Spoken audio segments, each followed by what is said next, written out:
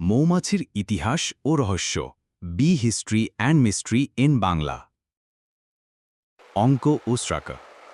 ভাবুন তো, একটা ছোট্ট পোকা যার পাখা এতটাই ছোট যে উড়তে পারার কথা নয়, কিন্তু সে শুধু উড়ে না, উড়ে উড়ে ইতিহাস সৃষ্টি করে।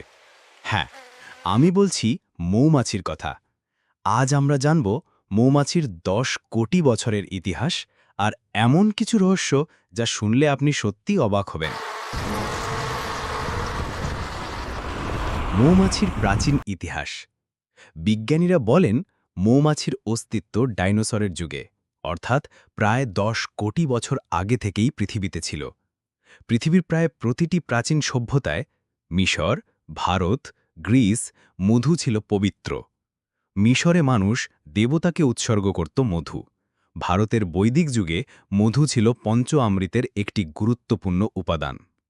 এমনকি কোরআনেও নাহাল সূরায় মৌমাছির কথা আছে। মৌমাছির রহস্য, মৌমাছির নাচ। এক মৌমাছি যখন ফুল পায়, সে ঘরে ফিরে এসে নাচে। না, আনন্দে নয়, ওই নাচই অন্যদের বলে দেয় কোথায় গেলে ফুল পাবে। একে বলে ওয়াগেল ডান্স, আর এটি প্রকৃতির সবচেয়ে বুদ্ধিদীপ্ত যোগাযোগ পদ্ধতির একটি। বুদ্ধিমান স্থপতি, হেক্সাগন হাইভ। আপনি কি জানেন মৌমাছির তৈরি করা মৌচাকের খোপগুলো সবগুলোই ষড়ভুজ আকারের? এই ডিজাইন শুধু সুন্দরই নয়, সবচেয়ে শক্তিশালী, স্থান সাশ্রয়ী ও গাণিতিকভাবে নিখুঁত। প্রকৃতি বিজ্ঞানের আগে থেকেই জানত কিভাবে পারফেক্ট ইঞ্জিনিয়ারিং বানাতে হয়। রানী মৌমাছি ও সমাজ ব্যবস্থা। প্রতিটি মৌচাকে থাকে মাত্র এক রানী। সেই ডিম দেয়, আর বাকিরা সব কাজ করে, ফুল আনে, মধু বানায়, পাহারা দেয়। এক রানী প্রতিদিন 2000+ ডিম দিতে পারে।